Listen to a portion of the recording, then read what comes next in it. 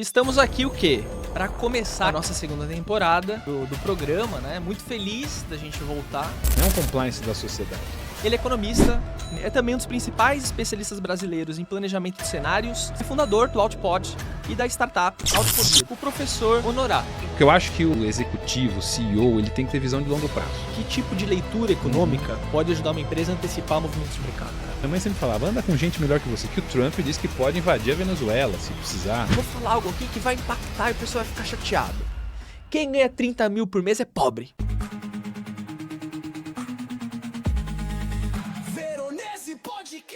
Seja bem-vindo ao Veronese Podcast. Estamos aqui o quê? Para começar aqui a nossa segunda temporada do programa, né? Muito feliz da gente voltar. Inclusive, teve gente mandando mensagem do porquê a gente não estava colocando mais episódios, mas é porque a gente vai trabalhar no formato de temporadas, tá? Lembrando que aqui a gente está para atender o público C-Level, executivos, e obviamente, para isso a gente chama esse público, mas chamamos também pessoas que são parte desse contexto, como economistas, comunicadores, né? E aí, hoje, fiz questão de convidar, inclusive fiquei muito feliz por ter aceitado o convite, o professor Honorato. O professor Honorato, inclusive, foi meu professor na FIA, em 2011. Ele é economista, mestre e PhD em administração, é professor de uma das principais instituições de ensino executivo do país, que é a FIA, né? É também um dos principais especialistas brasileiros em planejamento de cenários futuros aplicados à estratégia empresarial, e é fundador do Outpod e da startup Outpodia. Depois você me corrige se eu estiver errado. Certinho. Atua na intersecção entre economia, inteligência artificial e estratégia, com mais de 2 décadas de experiência, é reconhecido por transformar complexidade em ação estratégica. E também por ajudar empresas a antecipar rupturas, identificar oportunidades e construir estratégias orientadas por dados e visão de futuro. Muito obrigado, professor, por ter aceitado o convite. Fernando, obrigado aí pela descrição. Tem muitas datas aí, deixa a gente envelhecido, né? Se eu fui professor, eu era bem jovem, você também era um menino, né? Era um menino, é Era um verdade. menino, né? Inclusive, hoje é dia dos professores. Puxa, é verdade. Hoje é dia, dia dos estamos professores. gravando o dia dos E professores. vou fazer uma coisa, porque eu, desde que me tornei professor em 2018, eu tenho uma frustração. Porque no dia dos professores, os alunos não nos presenteiam. Porque a gente tem pouca relação com os alunos. São 3 Sim. aulas, 2 aulas. Então o que eu vou fazer hoje? Eu vou te presentear. Puxa vida, ao vivo. Pronto! Acho que é o Fui primeiro buscar aluno que pra me dá você! Obrigado. Muito obrigado. Obrigado. Pô, obrigado. É uma maçã, não. O professor ganha maçã.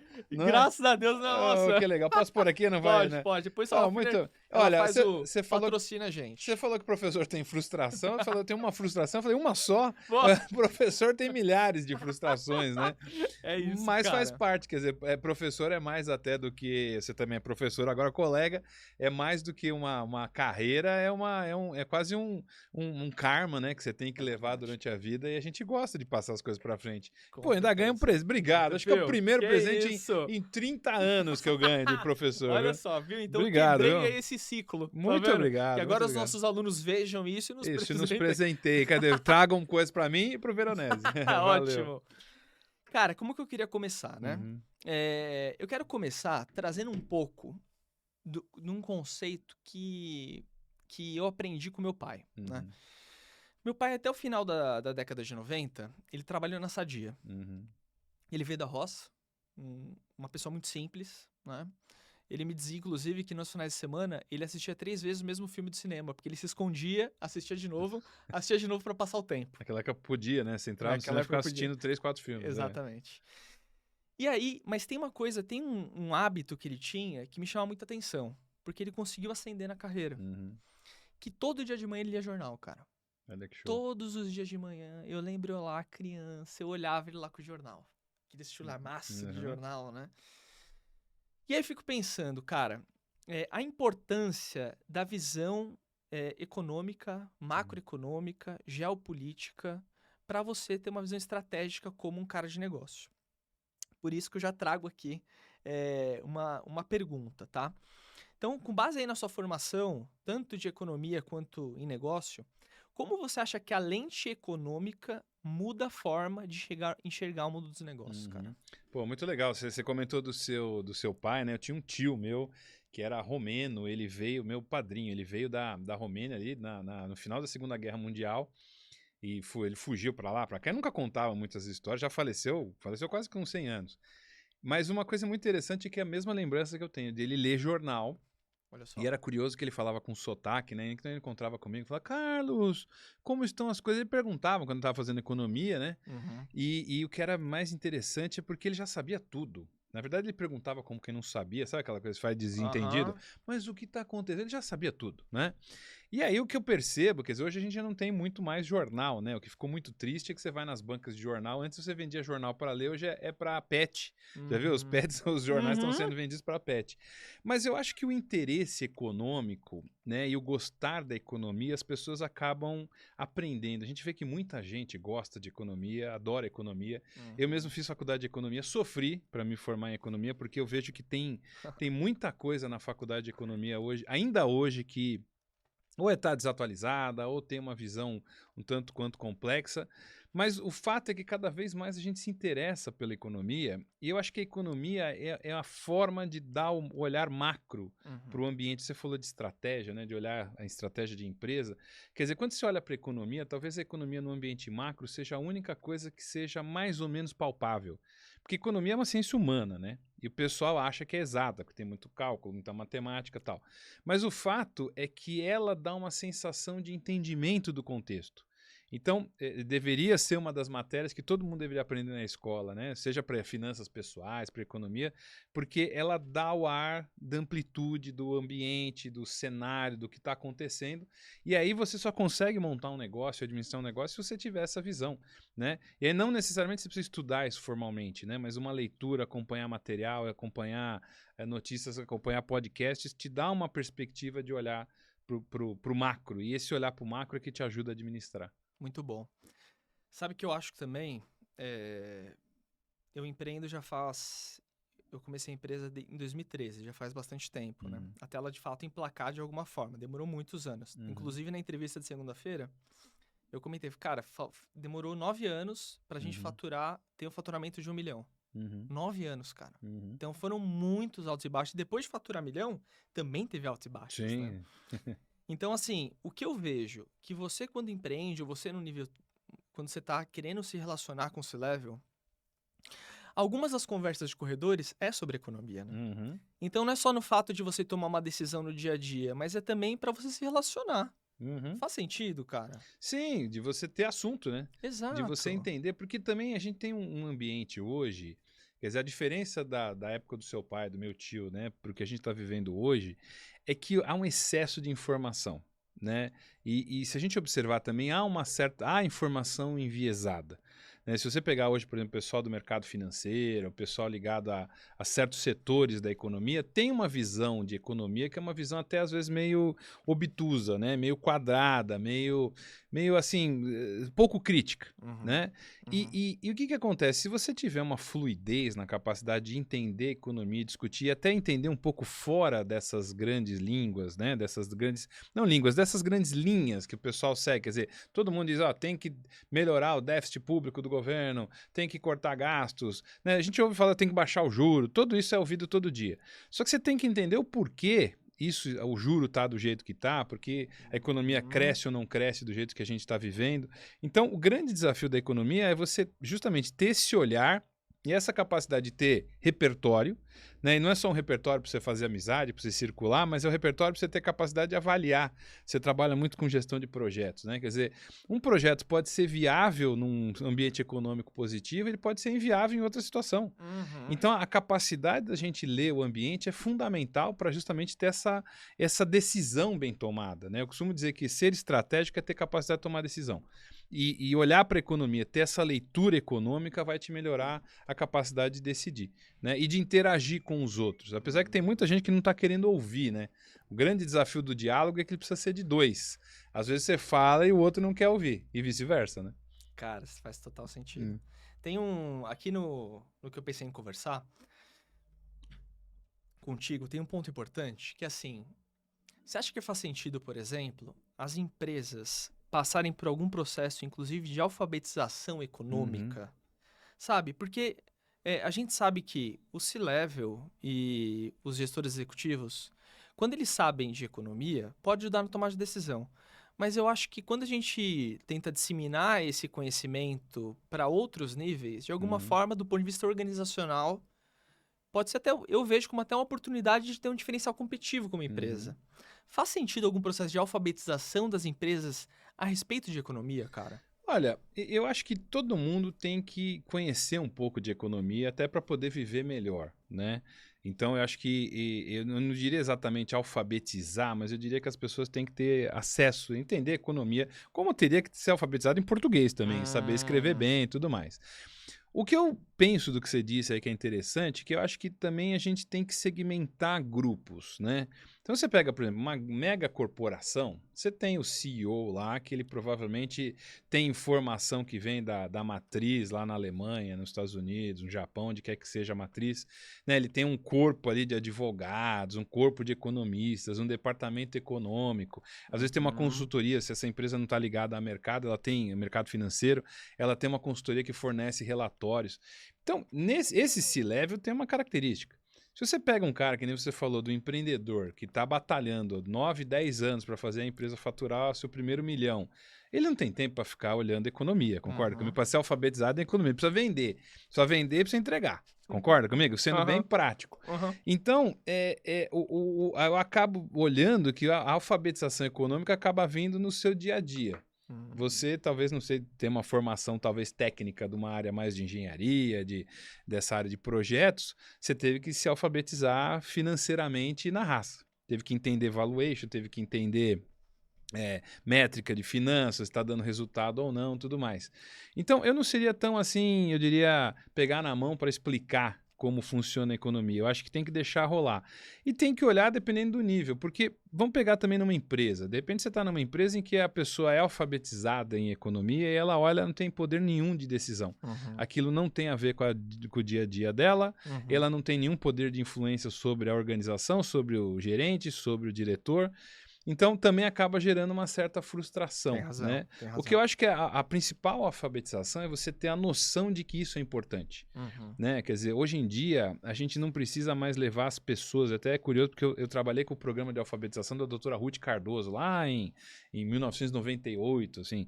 E o que acontecia lá? A gente querer levar as pessoas a se alfabetizarem é um horror.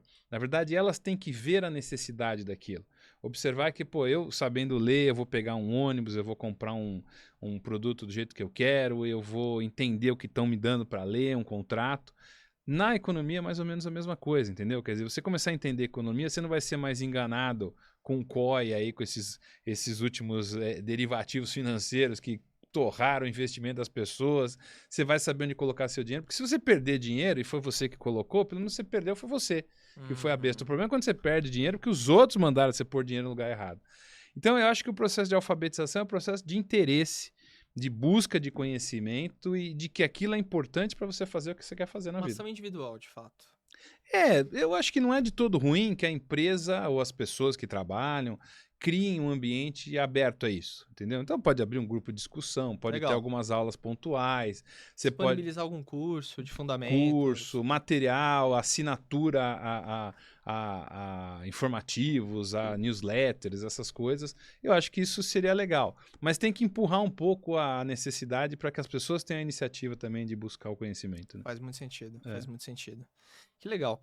E aí, pensando agora no mundo dos executivos, quem tá ali tomando a decisão, né?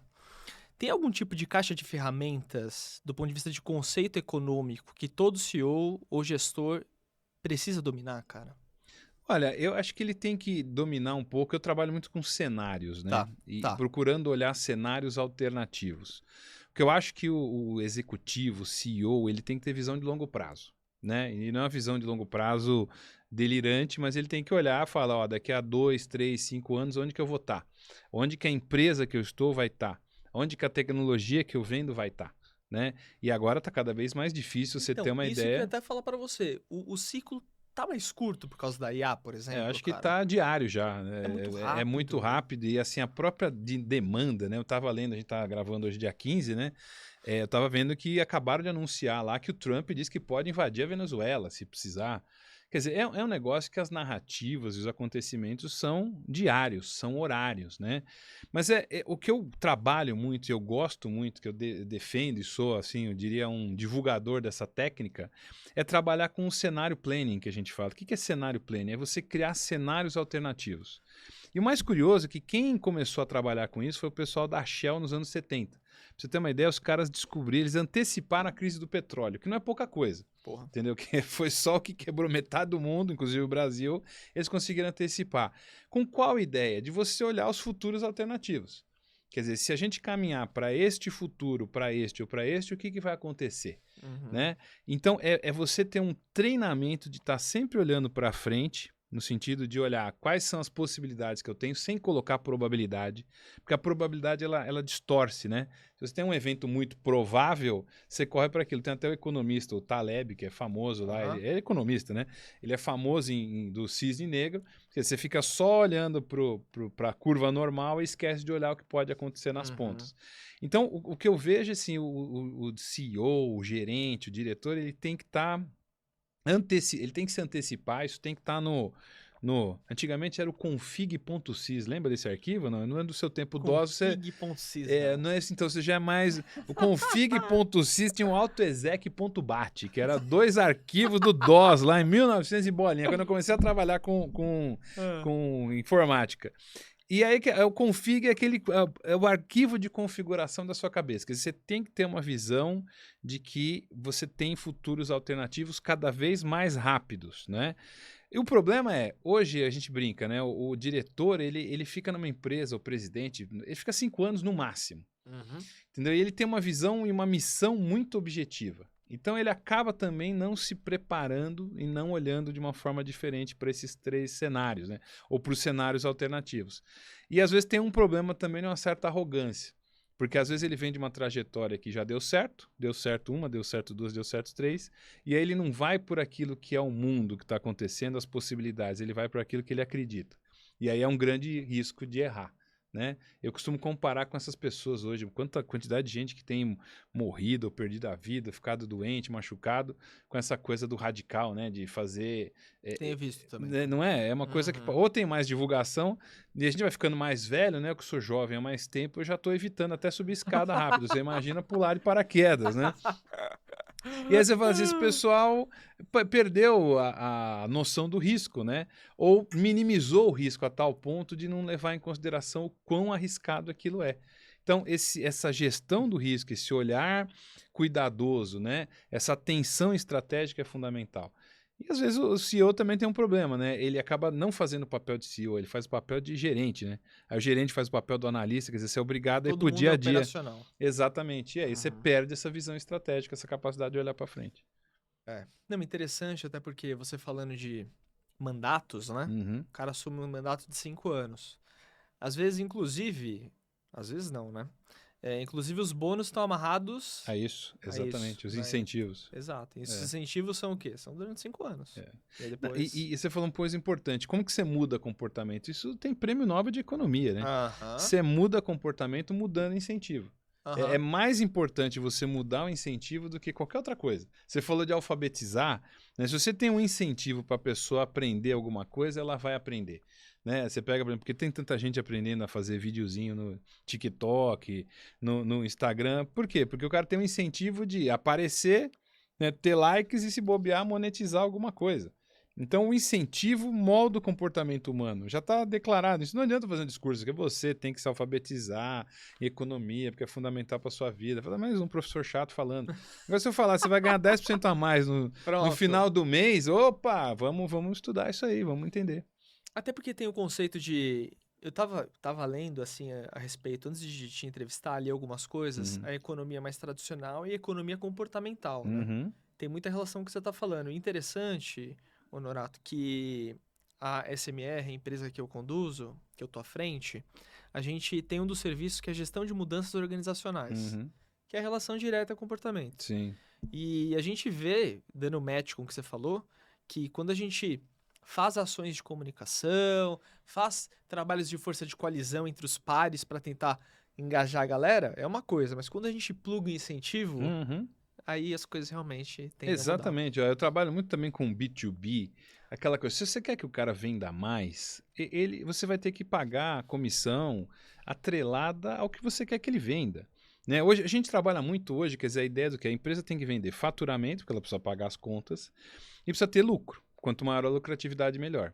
Se você pegar 90% das empresas ainda trabalham com faturamento. Perfeito. Então, quando você trabalha por faturamento, o que acontece no final do mês? O vendedor quer dar desconto, porque dando desconto ele vai faturar, vai Ele vender a bate, né? quantidade, bate a meta, mas com a margem lá embaixo. Então eu tenho que pagar uma proporção em relação ao faturamento, né? O faturamento e a lucratividade. Uhum. Então o incentivo é tudo nessa realidade. E a gente percebe que não tem. Você falou de economia, né? Quer dizer, quando eu me formei ainda no milênio passado. Olha que eu demorei para me formar, né? Pô, no milênio passado não tinha economia comportamental, não tinha. A gente aprendia, e acho que se você for na faculdade de economia hoje ainda é assim, você aprende baseado que as decisões dos agentes são racionais. O que não é mais verdade, né? Teve aí o Taleb, o Daniel Kahneman, que ganhou o prêmio, escreveu aquele livro Rápido e Devagar, né? Ganhou o prêmio Nobel, foi o primeiro psicólogo a ganhar o prêmio Nobel de Economia. Você imagina como os economistas ficaram bravos, né? Você pega assim, é como se fosse um pedagogo ganhando o prêmio Nobel de Química, né? Um horror. Mas ele destrinchou essa ideia de falar assim, olha, a gente tem que lidar com o comportamento humano, as pessoas têm decisões que são racionais, têm decisões que são emocionais, né? E isso molda o jeito como a gente trabalha, né? A gente vai para a macroeconomia, eu gosto de seguir muito o André Lara Rezende, né? Que é um economista que foi um dos caras que fez o Plano Real, tem uma visão completamente heterodoxa da economia, né? Inclusive ele é destruído assim por todo esse pessoal do mercado, porque ele defende certas coisas que ainda a gente tem dúvida de que isso pode acontecer. Eu também tenho minhas dúvidas, né? Mas de falar, olha, hoje o dinheiro é digital, emite dinheiro até o infinito, que depois você consegue compensar de alguma forma. Não precisa ficar assim, a taxa de juros é uma ilusão criada pelo Banco Central. É mais ou menos assim que ele fala. Tá. Você fala isso no meio do mercado financeiro, Nossa. na Faria Lima, com um monte os caras ficam loucos, né? Ficam bravos. E aí, o André Larrezene tem uma frase muito legal que ele diz o seguinte: as pessoas têm que ter liberdade para pensar, que a gente não tem mais hoje em dia. Né? Para você ter liberdade para pensar, você tem que ser independente. E se você for independente, você não está ligado a nenhuma patota. Esse é o drama, entendeu? Então, se você pensa igual ao mercado financeiro, você é da patota do mercado financeiro. Se você pensa igual aos seus colegas da academia, você está lá naquele mundo da academia, publicando aqueles artiguinhos que ninguém lê, indo naqueles seminários que ninguém vai, né? Viajando com dinheiro público, reclamando que ganha pouco, né? Esse é o papel da academia. Financeiro ganha muito, mas às vezes não sabe o que está ganhando. Então, se você pensa de uma forma independente, você cria um problema para você mesmo. Isolamento, inclusive. Exatamente, mas é a melhor forma de liberdade. Quer dizer, você tá pensando do jeito que você quer, do jeito que você acredita. Isso é fantástico. Nossa, incrível, cara. Incrível. Que interessante, cara. Que interessante. Você sabe que essa visão econômica é um negócio que faz uns 3, 4 anos que eu comecei a entrar e me interessar e tentar trabalhar de alguma forma não enviesada, o que é difícil pra caramba, né? Sim, sim. Porque você começa a consumir conteúdo nas redes sociais e aí você acaba dando like em alguma coisa que vai acabar te enviesando, né? Mas eu tento fazer, Honorato, pelo menos consumir de lugares diferentes. Pode ser que eu esteja fazendo besteira. O que eu consumo? The New York Times Sim. e The Economist. São as duas principais que eu faço consumo. Às vezes eu vou na Globo, mas só pra ver o que a Globo tá falando também. E ela tem um bom resumo ali. Você pegar hoje qualquer informação da Globo hoje sobre, por exemplo, o déficit público, ela criou algumas páginas ali que são um resumo continuado. Aquilo para quem é professor é uma maravilha. Olha, você entra lá, você pega lá a reportagem sobre o que é déficit público, explica o que é déficit público, como é déficit público e vai mostrando a evolução. Entendeu? O grande ponto que a gente tem que pegar de fontes de informação é que assim, toda fonte de informação tem um dono. Inclusive, você é dono de uma fonte de informação, entendeu? Quer dizer, você tem um interesse, você tem uma razão pela qual você está fazendo a sua divulgação, e a gente tem que entender. Você pega, por exemplo, a Economist é uma revista, era uma revista, agora é online, mas é uma revista liberal, que fala ali daquele olhar britânico, né, do liberalismo britânico ali, meio conservador, porque mesmo o liberalismo britânico é meio conservador, né? New York Times costuma ser um jornal mais à direita, né? Desculpa, mais à esquerda, né? Mais posicionado ali. Você pega Chicago, Los Angeles, Nova York, todas essas regiões são as regiões mais liberais dos Estados Unidos, né? Então não há demérito nenhum em você ler aquilo. Mas você tem que olhar com um filtro, né? Com cuidado. Por exemplo, a Economist é famosa, aquela reportagem, lembra do Cristo Redentor Ah, sim. subindo? E depois Sim. tem o Cristo Redentor caindo. Aham. Se você lesse a reportagem do Cristo Redentor subindo, você ia falar assim, pô, não é tudo isso também, não tá indo tão bem assim. Aham. E quando desabou, também não é essa desgraça toda. Então é uma lente enviesada. E esse é o ponto. Se você conhece quem é dono daquele órgão, daquela entidade, pô, você vai entender a visão que ele tem e respeitar. Quer dizer, o fato de ele ser conservador ou de ele ser liberal não há um problema. Sim, Apesar sim, que a maioria das perfeito. pessoas hoje acha que é um problema. Uhum. Você falou YouTube, hoje o YouTube, sei lá, 90% dos podcasts eu falo 90, mas pode ser 80, alguma coisa, mas a maioria dos podcasts que a gente tem de mercado financeiro, todos eles são direcionados a um mantra de mercado que todo mundo reza a mesma cartilha. Será que essa cartilha é a melhor realmente? Então, não sei. Eu acho que esse é o ponto, né? Fazer essa reflexão. É, exatamente. Agora, por exemplo, eu gosto de ver uns podcasts de banco, quando vai o presidente de banco, né? Tem um banco aí da Faria Lima que faz muito sucesso e tal. Eu gosto, porque os caras são ainda mais, eu diria, mais claros e mais críticos e mais abertos do que o influencer que montou seu canalzinho Ah, agora fato. e às vezes fica querendo só lacrar, né? Quer dizer, quando você pega. É óbvio que a gente, quando monta um canal, quando monta alguma coisa, a gente quer que as pessoas nos sigam e tudo mais. Mas, de novo, é mais fácil você ir para o lugar comum que todo mundo está indo, Uhum. né? E aí o grande ponto é você começa a misturar torcida com entendimento, né? Então você pega toda uma ala que é contra o governo que está aí, você não sabe se eles estão analisando o governo mal ou se eles estão torcendo para o governo ir mal. Uhum. Aí o governo não vai mal, eles não sabem o que fazer, ou criam umas desculpas bizarras, né? E do outro lado é a mesma coisa. Então, a inteligência você vai ter eleições no ano que vem. Quais são os cenários? Qual o cenário de uma reeleição? Você está preparado para uma reeleição do Lula? Você está preparado para a entrada de um radical de esquerda, ou de direita, ultradireita? De repente surge um maluco aí. Aham. Você está Porque a preparado? internet viabiliza isso, inclusive. De Exatamente. você mudar o cenário assim É. drasticamente, né? Não, e o Brasil tem histórico disso. Você pega Aham. o Collor, não tinha internet e foi um maluco que surgiu do nada e virou presidente da República. Não, O é Jânio isso. Quadros foi presidente da República em 10 anos. Ele foi vereador, prefeito de São Paulo, governador de São Paulo, presidente do Brasil e renunciou. Então não precisa de internet, não. A gente já é bom de criar os malucos. Não, inclusive, se 2 anos atrás, 2 anos antes do Trump ter conseguido vencer, você perguntasse pra qualquer um que o Trump ia entrar, ia voltar, ia conseguir ser... Ninguém acreditava, né? Pois é, mas ó, modéstia à parte, há 3 anos atrás, eu já tinha o cenário de que o Trump ia entrar mesmo, ia Sério, voltar. cara. Mas por quê? Primeiro, você pega o Partido Democrata completamente desorganizado, Aham. né? O Biden já estava ruim da cabeça quando ele entrou no mandato. Ele tinha uma vice-presidente que era Kamala Harris, e não é nada contra a mulher, nada contra nenhuma situação dessa, mas ela tá num país que tem uma visão muito machista ainda, ela é descendente acho que de latino com asiático, né? Uhum. Ela tem um componente ali difícil de se impor como uma opção. E o Trump teve uma atitude. Eu sigo um canal, que até ele foi tirado agora da LG lá, eu assisto às vezes na LG, aí você vai achar que eu sou um cara estranho, né? Porque você começa a falar de um jeito, acha que o cara é de esquerda, de repente o cara parece de direita, né? Um canal estranho que até saiu do ar, né, pô? Não, o canal é estranho, é um canal que se chama Newsmax. É um canal curioso, porque é um canal de extrema-direita americana, ou direita conservadora. Tá. Os caras, eu comecei a acompanhar esse canal em 2020, assim, meio até por risada, pra ver como os caras eram radicais.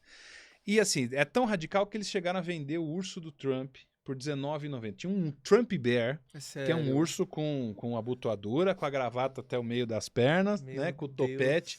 R$19,90 eles vendiam esse urso. E ali eu acompanhava que o Trump sistematicamente fazia aqueles ralis que eles chamam, né, aqueles convenções que foi onde ele tomou um tiro, né? Ali o discurso sendo feito, os caras trabalharam durante 4 anos, né? E o que eu achei mais bizarro desse canal foi que em determinado momento lá, eu mandei uma mensagem pro CEO do canal. CEO americano do canal, assim, Tá, apareceu tá. lá, eu fui ver quem que é o CEO. Foi lá, stalkeou, falou, deixa eu encontrar Quem esse é cara Newsmax, aqui. tal, o CEO, tal, mandei uma mensagem pra ele, ele me respondeu.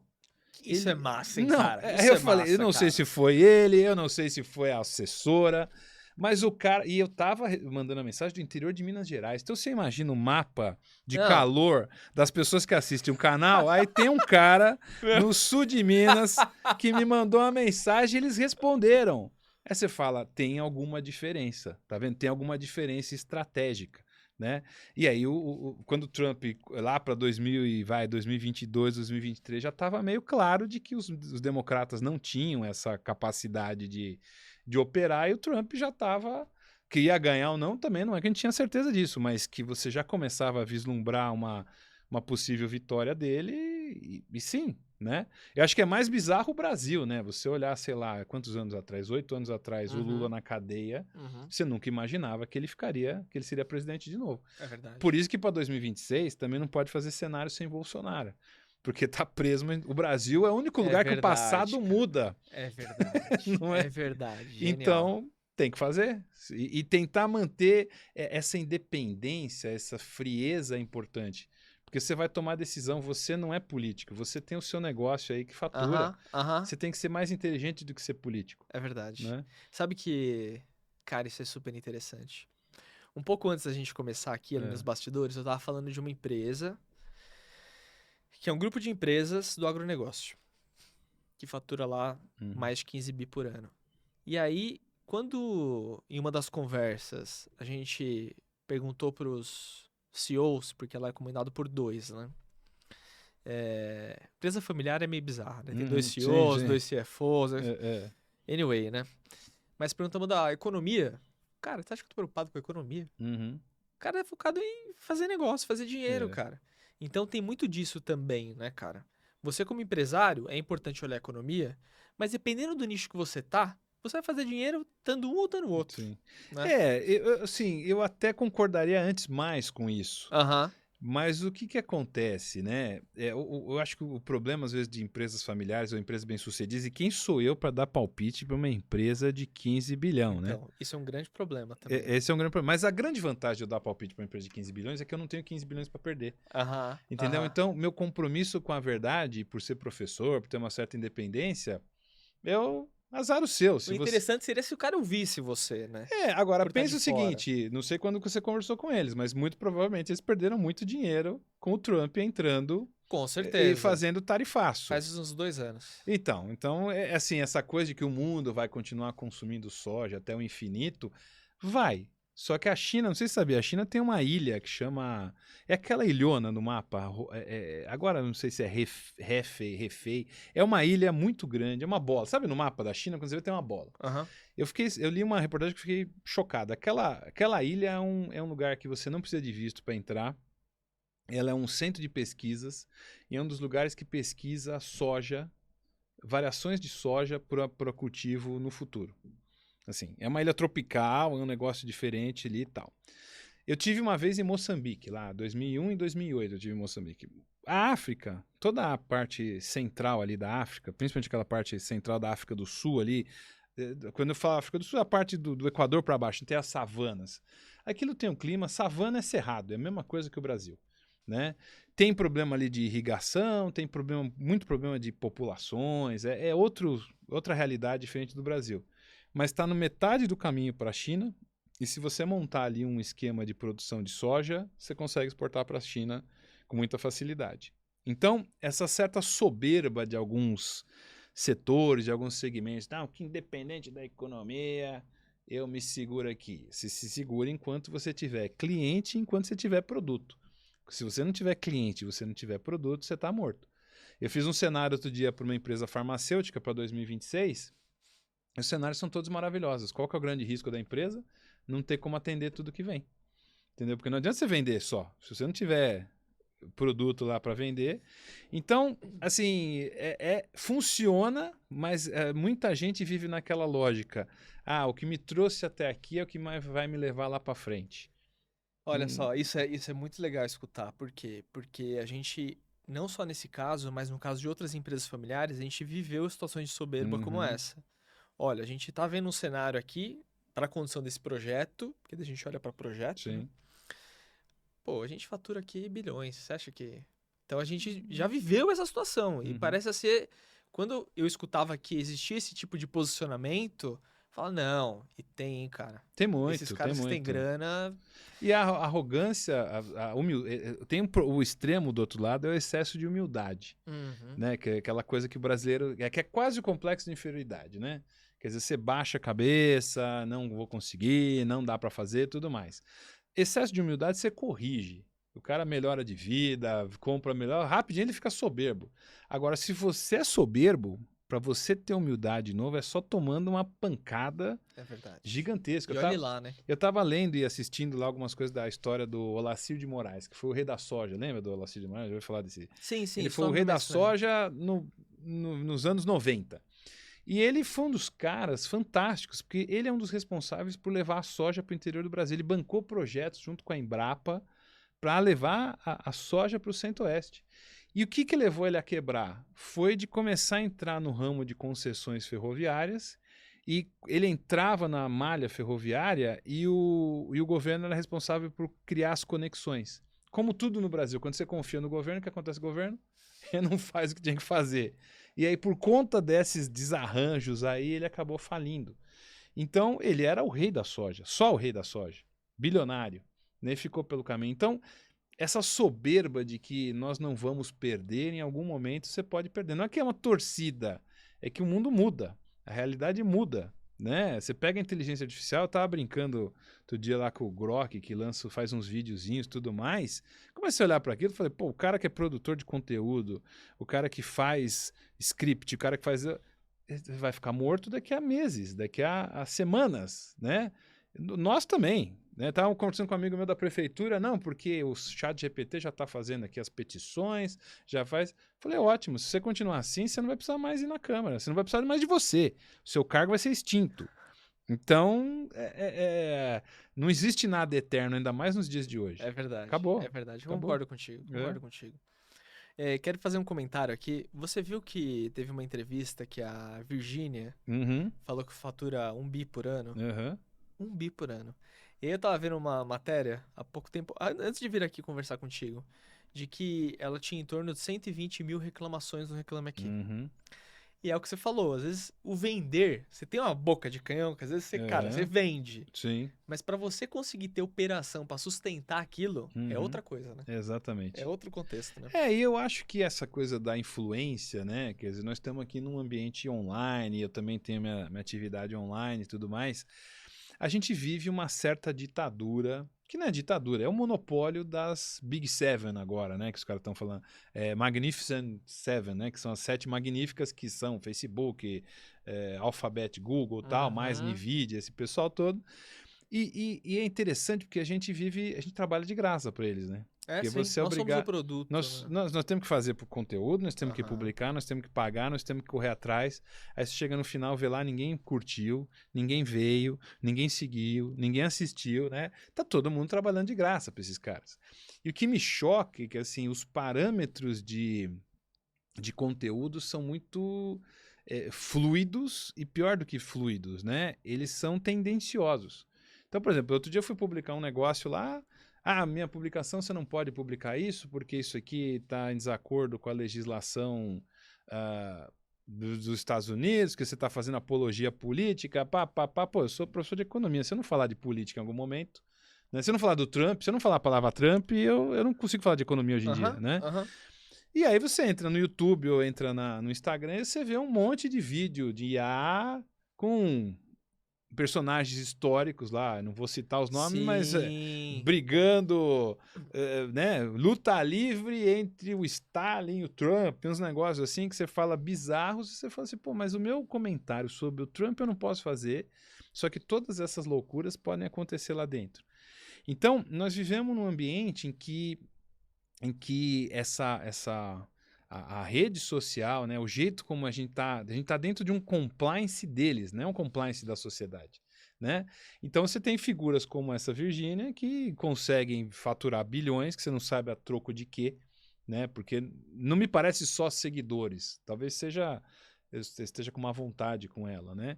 Mas você falou uma coisa importante, né? O que faz a empresa ou o negócio acontecer é a entrega, né? Outro dia eu fiz uma palestra em São José dos Campos, lá para um público de empresários e tal, aí um rapaz me levantou e perguntou, pô, mas o que garante que o futuro eu vou conseguir trabalhar? Ele é da área imobiliária e tal. Tá. Eu falei, se você respeitar o que a gente aprendeu, os fundamentos, tanto da economia como da administração, né? Se sua empresa vende com lucro, com margem, você é conservador nas finanças, você faz um bom marketing, você entrega seu produto, você não precisa se preocupar. Aí sim eu acho que você não precisa se preocupar. Entendeu? Se você faz direito o que tem que ser feito, você vai funcionar. Agora, se você é um aventureiro que liga um canhão, como você diz, vende milhões e depois você foge, também é uma forma de ficar milionário. Só que você vai ficar, né, com milhões de pessoas no seu encalço. E aquilo volta uma hora, né? Quer dizer, você não consegue fugir, é aquela frase antiga, né? Você consegue esconder alguma coisa de alguns por algum tempo. Mas você não consegue esconder tudo de todo mundo o tempo todo. É verdade, Então, você vai ter que ser pego. Então, a entrega eu acho que é fundamental. No final do dia, você entregar é importantíssimo. Concordo, cara. E aí tem um ponto aqui, ó, que eu acho interessante perguntar pra você que conhece muito de leitura econômica, né? O que ajuda os empreendedores, empresários, ou melhor, que tipo de leitura econômica pode ajudar uma empresa a antecipar movimentos de mercado, cara? Boa. Olha, eu acho que um ponto importante, assim, infelizmente, ao contrário, fugir de livro didático, né? Porque o problema de livros didáticos de economia é que eles são didáticos, eles são livros que trazem o fundamento econômico, né? E a economia, ela dá um trabalho para você entender, né? Porque, por exemplo, no primeiro ano de economia, quando eu estudei lá, você estudava economia sem governo. Você fala assim, pô, mas economia sem governo, né? Eu acho que quem faz química é mais ou menos isso. A gente estuda reações químicas sem pressão ou sem o ar, no vácuo, né? Tá bom, mas para acontecer isso é um ambiente muito controlado. Mas é uma forma de você criar a metodologia para o negócio. O que eu acho que hoje vale muito a pena é você buscar, tem muito relatório de banco, tem muito relatório de negócios, quer dizer, às vezes você até pegar coisas mais complexas, sabe? Pegar o Outlook do Banco Mundial ou do FMI para 2026. Pega aquilo e lê.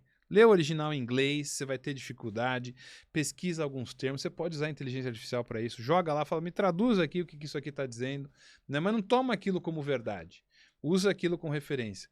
Assista podcasts, tem muito podcast bom, principalmente se você pegar dos economistas e de gente renomada, quer dizer, você pega gente que já passou pela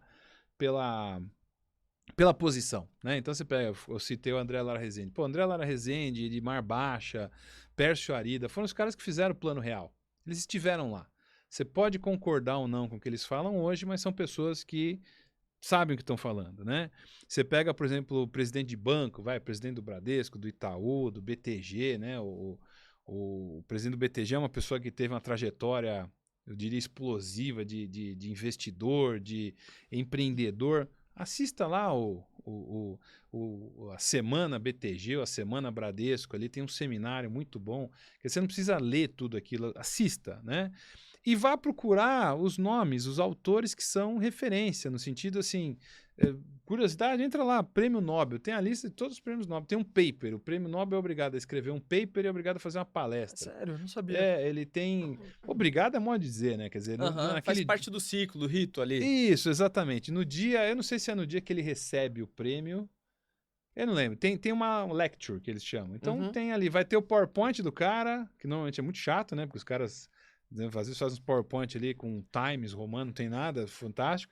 Mas tem um paper, que é o paper que deu origem lá ao prêmio Nobel, e tem uma leitura. Assista. Às vezes assiste um negócio e não vai entender nada, né? Você vai pegar um paper acadêmico, tem um monte de formulada que você não vai entender nada.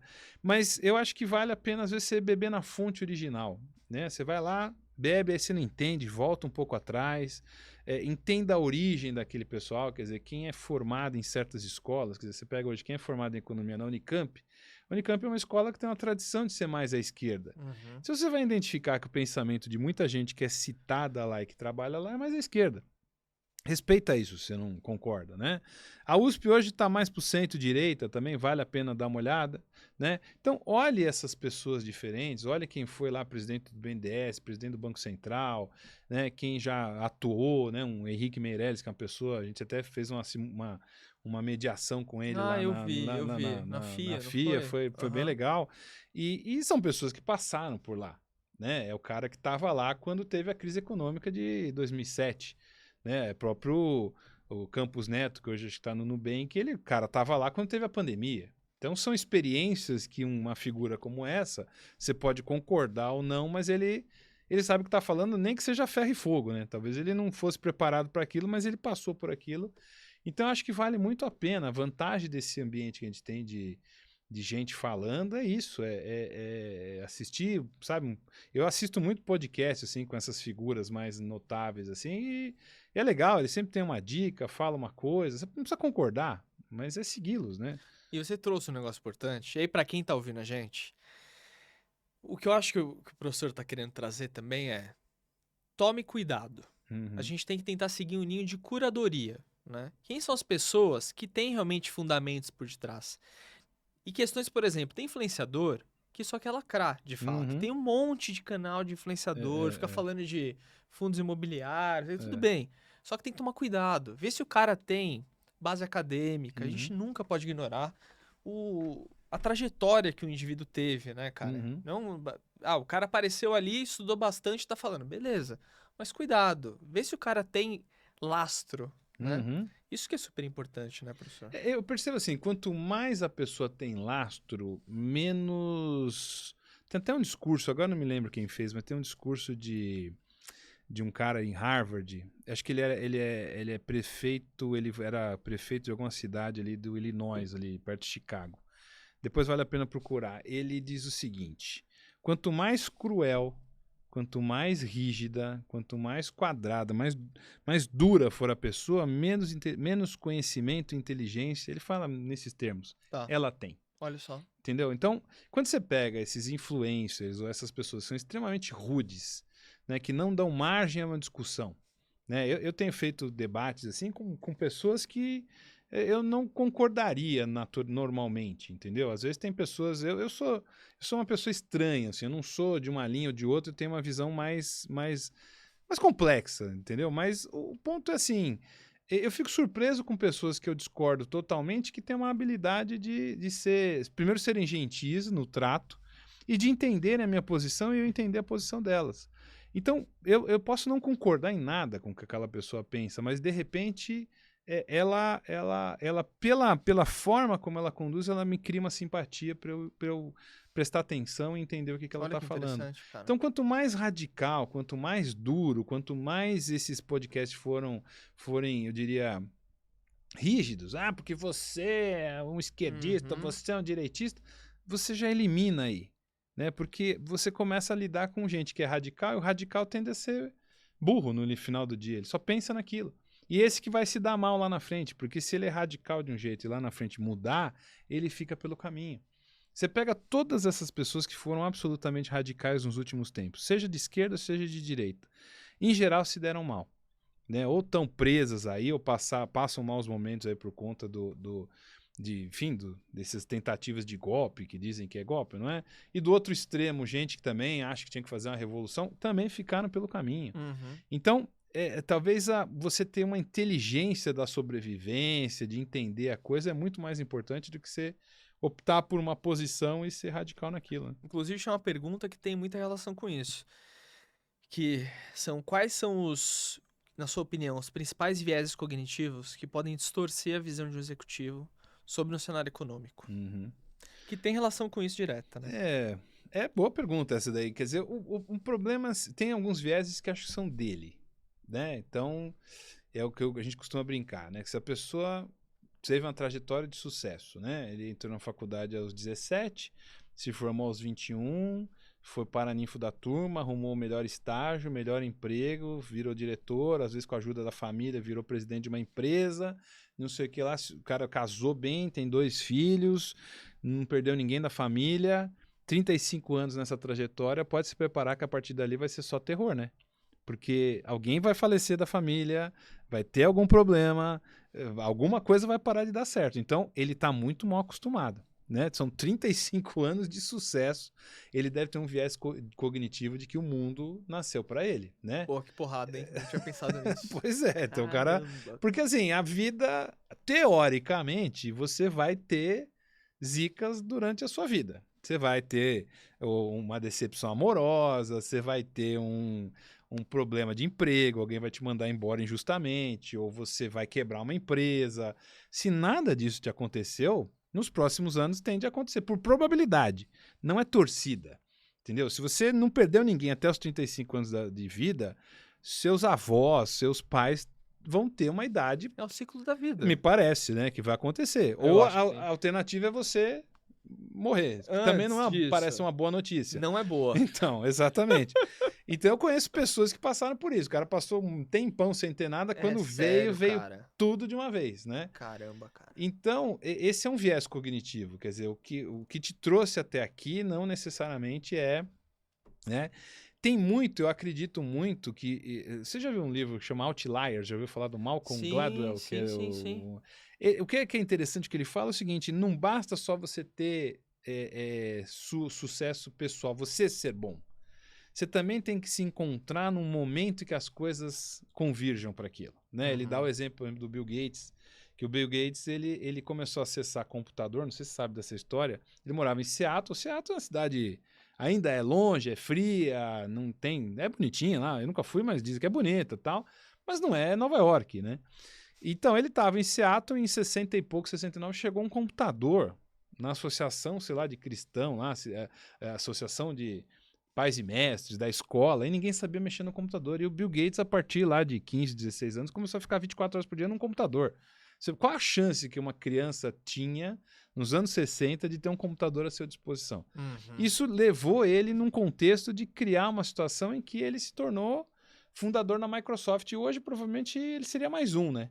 Não sei se ele teria esse sucesso todo que ele teve, né? Fala a mesma coisa dos Beatles, né? Quer dizer, os Beatles revolucionaram a música por quê? Porque eles surgiram num momento específico, né? Não foi só a capacidade deles, né? Os Beatles tiveram uma sorte que foi meio planejada, que eles foram para os Estados Unidos, eles chegaram 2 meses depois que o Kennedy tinha sido assassinado. Os Estados Unidos estava derrubado moralmente, de repente chega 4 caras estranhos, cabeludos, zoados, fazendo lá uma bagunça, animando uma coisa que estava numa depressão completa, né? E tem outros componentes econômicos, não foi só que eles foram fantásticos, seguraram os discos, compraram, tem né? Mas o fato é que é uma convergência da sua capacidade com o momento. Então, acho que um outro viés cognitivo, além desse da tendência, é você saber ler o ambiente, entendeu? E às vezes o que você leu no passado não é o que vale para hoje, né? Quer dizer, você ter a capacidade de se comunicar bem num determinado contexto pode ser diferente em um outro, né? E eu acho que é todo o conjunto dos incentivos que vem junto, né? Quer dizer, às vezes você não é a pessoa, você é o sobrenome da sua empresa. Enquanto você for presidente da IBM, você vai ser bajulado. A hora que você deixar de ser presidente da IBM, será que você é alguém? Então, todas essas coisas ligadas muito a ego, né? Porque se a pessoa não tem controle do ego, ela, para rodar, para dançar, é maior. E o CEO, ele tem que ter esse senso de finitude, esse senso de limitação, que às vezes ele não quer ter, né? E aí, quando você falando isso, me faz pensar na importância também, porque os vieses eles se constroem, obviamente, com a trajetória, né?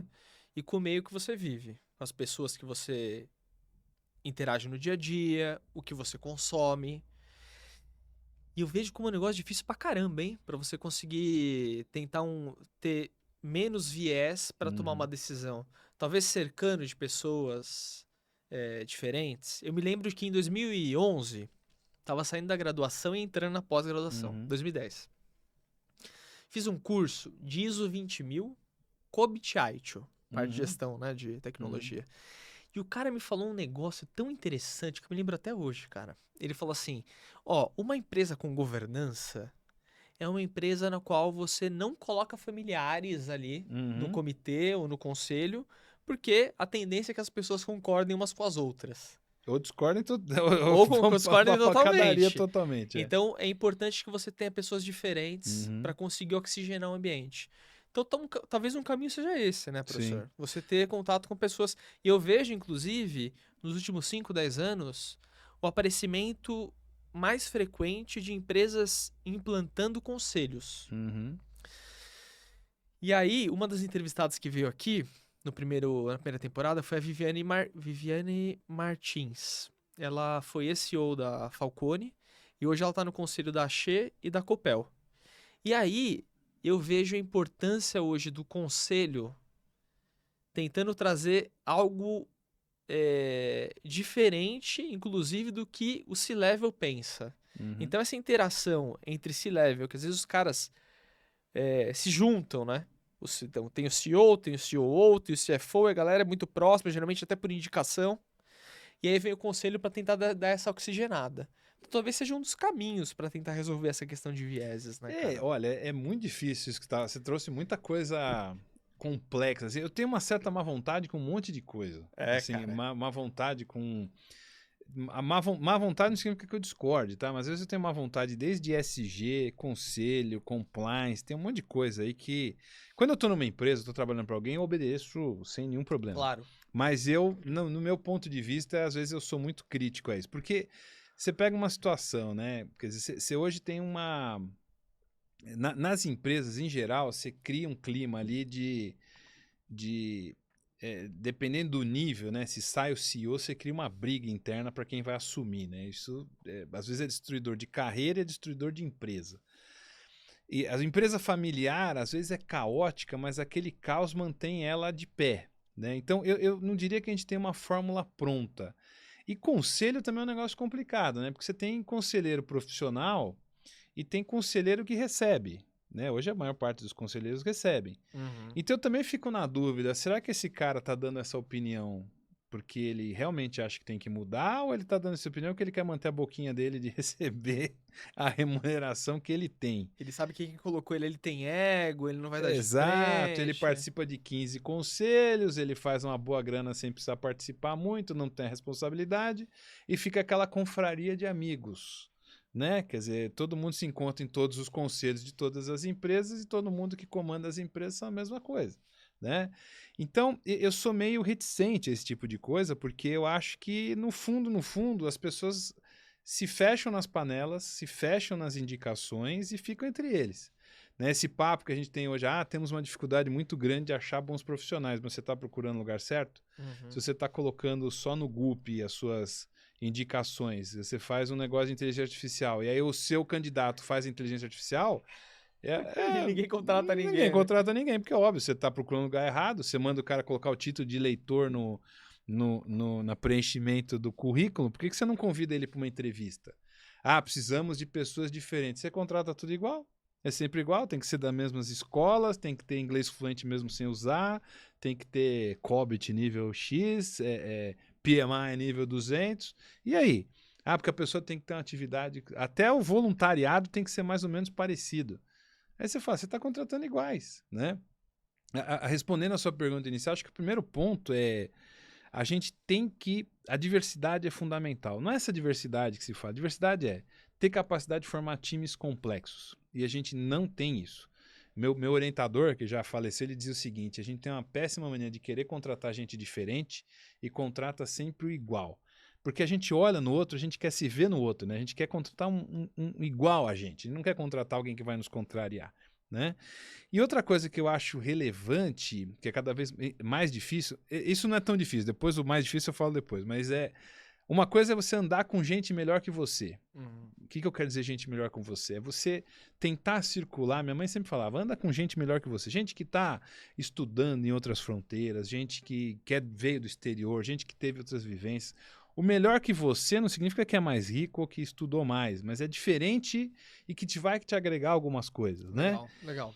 E outra coisa que eu acho que é fundamental é circule, né? Eu faço um exercício, até minha mulher reclama, o pessoal reclama, porque outro dia eu peguei o trem, fui até Eu peguei o trem, fui até o ponto final do trem. Outro dia eu peguei fui ali na Cracolândia de noite. Não tem mais Sério, Cracolândia. cara? A Cracolândia não existe É mais. mesmo? Eu não Mas sabia. foi espalhada em São Paulo Ah, inteiro. sim. Não, mas a Cracolândia, Júlio Prestes, aquela rua que ficava Não tem mais. Ali usuários. estão arrumando, entendeu? Tá.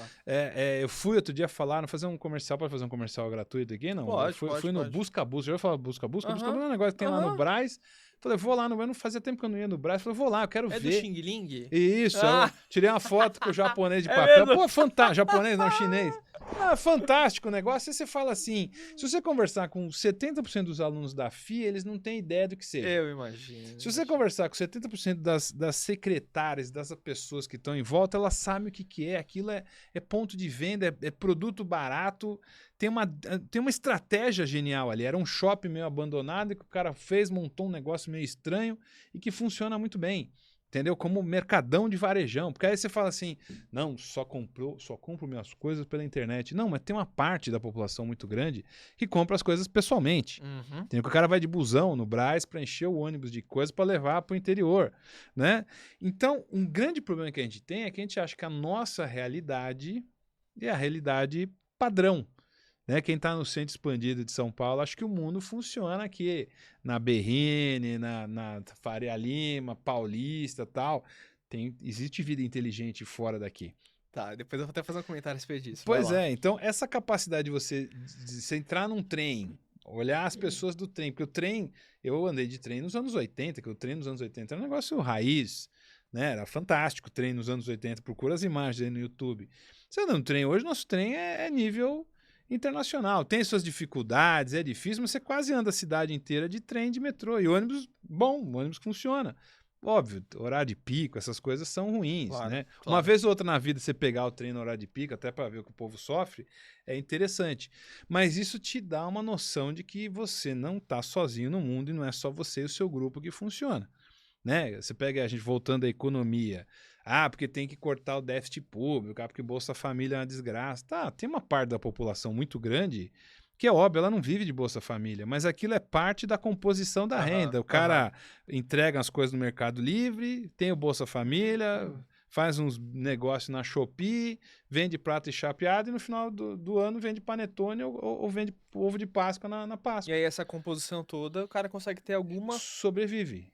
Ele vive, gasta muito, tá devendo, mas ele administra, claro. Entendeu? Então, a gente precisa ter principalmente se você é dono de uma empresa, você tem que conhecer seu cliente, entendeu? Se você é dono de uma rede de varejo, você tem que ir na porta da sua loja para ver o que está acontecendo.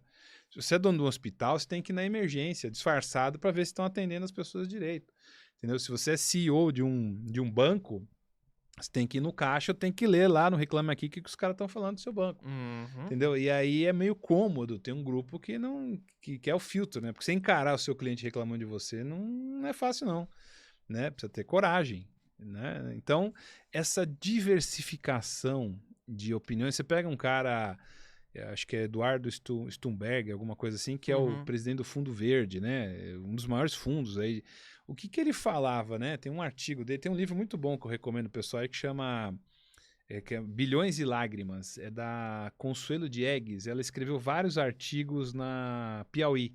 Tá. Vários artigos muito legais. Falou sobre a Sadia, a quebra da Sadia e tudo mais. E ela entrevistou ele e ele falava o seguinte, olha, ele fala ainda, né? Que como que ele tinha os insights, ele estudava, lia jornal todo dia, olhava todas as informações, mas ele saía e perguntava ao porteiro, e aí, tudo bem? Como que tá aí a sua vida? A economia tá indo bem? Como tá? Os insights do porteiro, da empregada, do cara do boteco da esquina, davam a ele a sensação do tá indo bem ou tá indo mal a economia? Como nós estamos? Entendeu? Aí ele processava aquilo e tomava as decisões econômicas. Entendeu? Porque não adianta você falar que a economia está um desastre. Aí você pega, as pessoas estão felizes no ônibus. Estão felizes porque são uma besta? Não, porque estão batalhando, estão fazendo, né? Então, a gente tem que ter essa sensibilidade. Cara, que legal isso. Que legal. Isso me faz pensar porque, assim, o meu contato muito, muito forte é com a classe média. Né? As pessoas ao meu entorno são classe média. E aí, às vezes entra governo e sai governo e não muda muito no dia a dia dessas pessoas. Muda pra pior, às vezes, né? Às vezes muda pra pior, mas a sensibilidade não é tão, né? Mas é quando você conversa com a população mais pobre mesmo, esses caras sentem, né, cara? Sim. Esses caras sentem. Quando a economia muda e tá ruim ou tá boa, eles sentem, cara. Tem uma moça que ajuda lá em casa, chama Dona Geralda, maravilhosa. Uhum. Toda vez que ela vai lá fazer o serviço em casa, a gente toma café da manhã junto. Faço o cafezinho, a gente vai tomar café. E eu ouço o ponto de vista dela a respeito das coisas. Uhum. E ela mora numa zona periférica, né? Uhum. Conhece, inclusive, tem contato com pessoas do PCC, porque o PCC domina Sim, ali, cuida sim. da região de alguma forma. E eu falo, caraca, que realidade, cara. Uhum. E aí, agora eu vou pra outra ponta, tá? Entrevistei um cara, um amigo de infância, na época do colégio, que tá muito rico, né? Economista também, investidor, não sei o quê. E aí a gente tava conversando aqui, né? E aí ele falou assim, a gente tava falando de uma fala do Flávio Augusto. Uhum. Ele falando com o Joel J, falando assim, não, eu vou falar algo aqui que vai impactar e o pessoal vai ficar chateado. Quem ganha 30 mil por mês é pobre. De Joel, como assim? É pobre! E ele reforçava assim, falava, calma. Uhum. E daí você vê como as pessoas realmente ficam desplugadas da realidade, Sim. né? E aí eu conversando com esse meu amigo, o Renoir, inclusive um abraço pro Renoir, ele falou assim, não, cara, porque 30 mil, imagina, você vai morar aqui no Itaim, você vai pagar 5 mil de aluguel, um apartamento bem pequenininho, e não sei o que, não sei o que. O resto, daí eu falei assim, mas tá, e fora daqui, né, com 30 mil reais? Não, mas é morar numa zona periférica. Eu falei, calma. Uhum. Zona periférica é outra coisa. Não tem a noção do que é periférico, Daí eu né? falei, por exemplo, eu moro na Lapa de Baixo. Uhum. Eu vivo uma vida muito simples, né? Uhum. E lá, cara, o condomínio é só R$ 2.500. Só. Que às vezes é R$ 2.500. a renda de alguém. Exatamente. É. E não é zona periférica. Então, tipo assim, você vê como as realidades de quem vive em suas bolhas, inclusive as redes sociais, reforçam essas bolhas. Sim. É assim. Isso é o pior. E aí, isso que você falou de pegar um trem, pegar um Uhum. ônibus, pra tentar ampliar essa realidade, essa visão de mundo, porra, é incrível. Eu acho que é uma opinião, é uma sugestão ótima. Ótima. O Renoir, inclusive, um abraço pra ele, tem nome de rico, né? Isso que é bom, o nome é bacana. Não, assim, eu não sou, eu sou contra essa romantização da pobreza, Sim. da miséria. Também tem tudo isso. Acho que se eu fosse milionário, bilionário, certamente eu teria uma vida boa, na babesca de... Só que, gozado, minhas prioridades seriam talvez viajar muito, conhecer muitos lugares, né?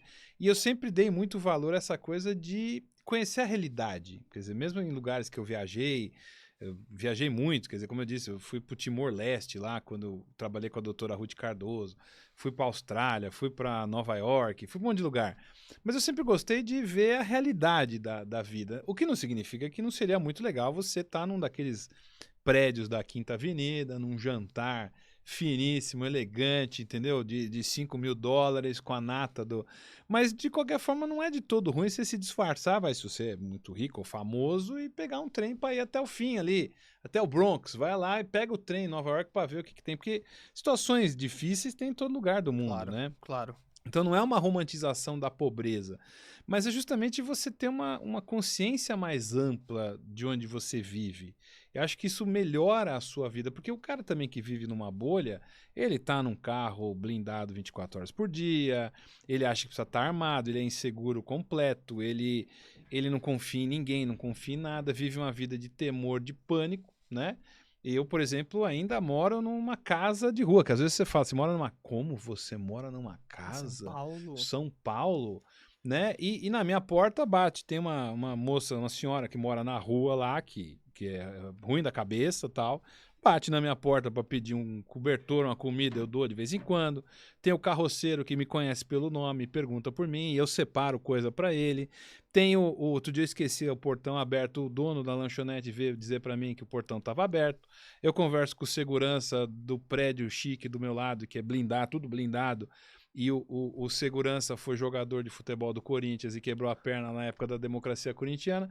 Então tem um misto de pessoas, né? Assim como eu conversei com o cara lá que é dono de um apartamento de luxo, que a esposa é uma doutora de altíssimo nível e ele é um designer de interiores famoso, que tem suas esculturas em museu no exterior. Então, na minha visão, muito pessoal, essa dinâmica me dá uma riqueza que eu não troco, né? Agora, talvez 70% do meu tempo é mais voltado pro trem do que pro museu de... Mas eu sei dar valor quando eu tô num lugar de elegância, de status, né? Mas por outro lado, assim, é gozado, a gente formata a nossa cabeça, né? Eu fui para Berlim há uns anos atrás e eu fiquei fascinado com a Alemanha, porque eu assisti aquela série do Yellowstone, não sei se já assistiu. Não assisti. E essa série é uma série lá nos Estados Unidos, depois eles têm uns spin-offs. Olha como que são as coisas, eu conto para todo mundo, o pessoal fica meio acha estranho.